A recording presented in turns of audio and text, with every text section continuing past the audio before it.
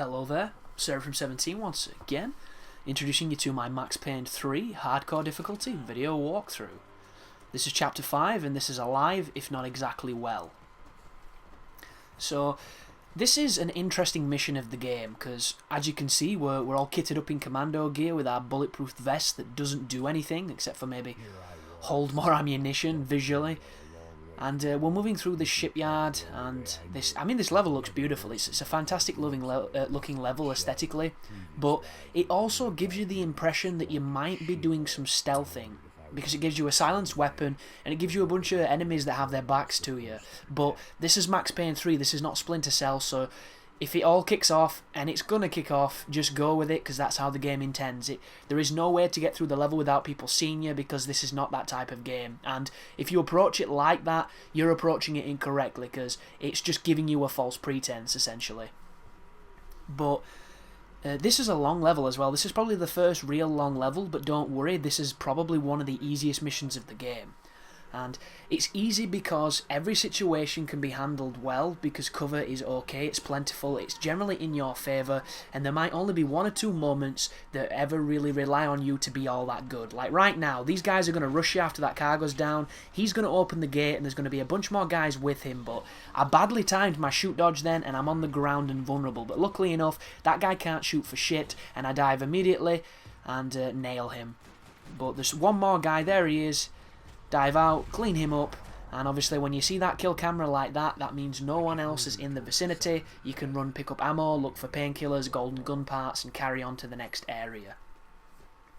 But another reason why this level is easy is because they give you an abundance of painkillers if you do it well enough so that you're not using them constantly. I think I have maybe 8 towards the end of the level, and then the final section of the level is an on-rail shooting moment, and the on-rail section of this game, if you've not played them yet, on all difficulties are handled extremely well. This is not Call of Duty, this is not getting stuck on one checkpoint because you immediately die every time to bullshit because the game was not balanced or even playtested. This is not so much challenging, but a fair representation of a fun on-rails game. Because your boat has life, it's not your life, it's much bigger than what regenerating life or your hit bar would be. And you just have to monitor the cooldown of your weapon, which is pretty much infinite ammo anyway. So they're handled well, they're not too difficult, and you shouldn't have any trouble with them. But it's all about putting yourself behind a piece of cover that you can easily shoot outside of and the enemies can't shoot you with. And it sounds like I'm harping on about this like precedence to live by, to game by, but this game, it's even more important because you take so much damage. It's unbelievable. Like when I read that you died in 3 bullets, I thought it was going to be really hard. And sometimes you die in 1 bullet, which I suppose is just how the game works. But I've beat it now. I'm just coming off beating it, finishing recording my guide, and I've got to say it's not as hard as I thought it was going to be. I found hard harder, funnily enough, but there's obvious reasons for that. It was my first time through the game, so I didn't know what was coming. I was rusty at Max Payne, so my aim wasn't great. And it's a challenging difficulty, so it kicked my ass. But by the time I came to hardcore to do the guide, I'd already had my ass kicked pretty much as I needed it to for me to get into a decent enough state to be able to beat the game. And you will be too. Like, if you're starting on hard from the get-go and you're finding it really difficult and you're worrying about hardcore, don't. Because by the time you get there, you'll not even remember why you were worried. You'll just be too much focused in on doing exactly what needs to be done, getting checkpoint to checkpoint, doing level to level. And a couple of the hotspots for people that have already played the game and are wondering what's going to be challenging. The parts that I thought were going to suck because they sucked on hard.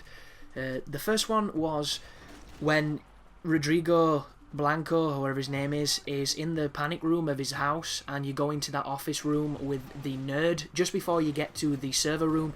There's this big shootout in this room filled with boxes and, you know, 4 shelves and Art Nouveau and all this nonsense. It's all trendy postmodernism, minimalistic art and decorations, and everything's destructible, so there's no good cover spots, and I thought that was going to be terrible. And at first it was. But I found a cheeky spot, which I kind of thought on my hard run to try it, but then I never did because I just kind of stumbled through the section and just beat it on luck, if anything.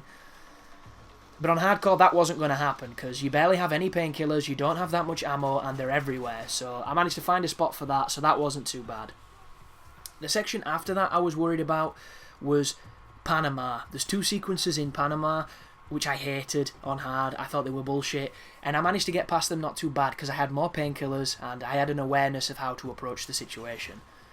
The section after that I thought was going to be rough was when you're on top of the roof on chapter 12 and it's all blowing up and you've got to get out and there's the machine gun guy.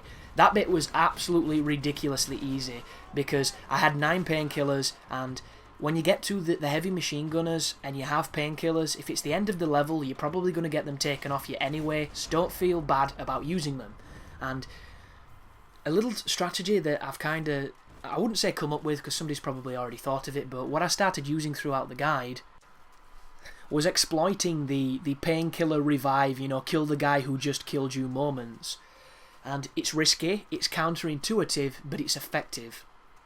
And what you do is, when you get hit by a guy, if there's more than one person shooting at you and they're close to the dude that shot you, use the first few precious seconds of that, kill the guy that killed you moment, to kill other people that aren't the target, because it's completely slow motion and they will not be shooting at you, and it's the best opportunity to kill them. And if you can get good at doing it, although it's not the easiest thing to do, you can kill lots of people in those moments.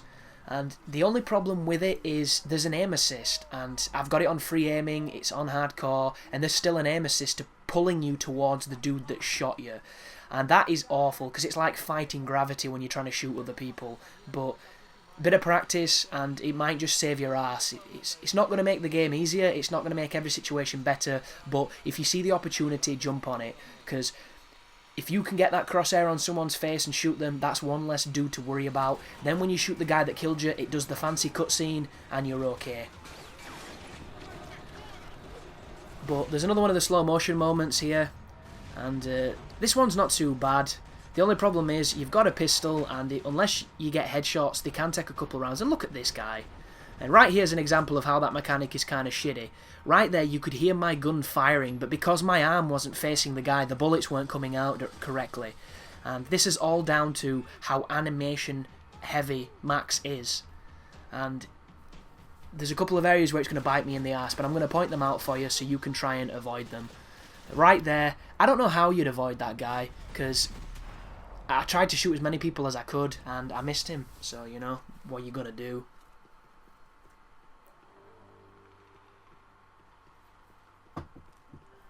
But before I got interrupted by shoot dodging, what I was going to say is I found something out on the last boss as well. When you're in the animation of killing a guy who's killed you, when it shows you the close-up so you can pump him full of bullets, I'm going to just say kill cam from now on, and hopefully you'll know what I'm talking about. This only happened, well, it could happen to the last guy in the room, but generally then there's nobody else left to be a threat, so this might not be as effective. But if there's a grenade thrown at you and it's really close, if you can get into that kill cam mode and you can shoot a dude, as long as the camera is on that guy while the grenade goes off, I don't think it has any real effect.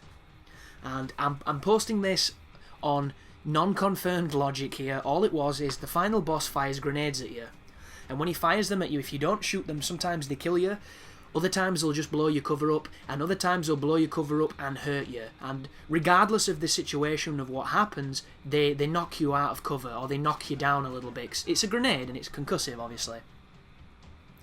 And when I was in this encounter, I was bobbing up to shoot some people, and while I was bobbing up, somebody shot me, and it put me into the kill cam mode. And I could tell from the kill cam mode that one of the last boss's grenades was coming towards me. So I turned to the guy to the left who'd shot me, killed him, and during the animation of him, getting Paul Verhoeven, the grenade went off. And when I came back to the game, I was still alive, I'd not taken damage, and the cover was intact. So, not exactly a reliable way to, survive a grenade explosion, but take it if you can. And on this section here, I should have prioritised the guy on the barrier, on the barricade upstairs on that walkway, because he can hit you while you're in cover, as you just discovered. He's a bit of a giant douche, that guy, but just clean people up. And right there, the shoot dodge screws me because I hit a wall, we come out of slow-mo, and it puts me in a world of trouble. Whenever you see that happen, where Max goes into cover, stands up, then goes into cover, that's because I've been bashing X to go into cover, and I've bashed it too many times and he comes out of cover. So you want to watch out for that. It happens to me a lot. And if there's ever a moment when I'm stood next to cover and you're wondering what the hell I'm doing not getting in it, it's because I'm pressing the wrong button to go into cover. And I do it a lot, because B should never be going to cover. It should be A. But when I change the control schemes, I can never get one I like. And the reload should be on X. So you're going to see many of occasions when I'm trying to reload and I'm not doing it and I'm going into cover. So if any little inconsistencies like that turn up, it's because I confuse the buttons a whole lot. Like I say, the game is new and I've tried to get through it as quickly as I can for you guys, so that anybody struggling is going to have a way out of a bad situation. But you might be wondering why I've just run around aimlessly there. I was looking for painkillers, and I suggest you do the same, because they're randomly placed depending on your performance, and you know, one more painkiller, it means a world of difference. But thanks for watching, guys, and you take care now.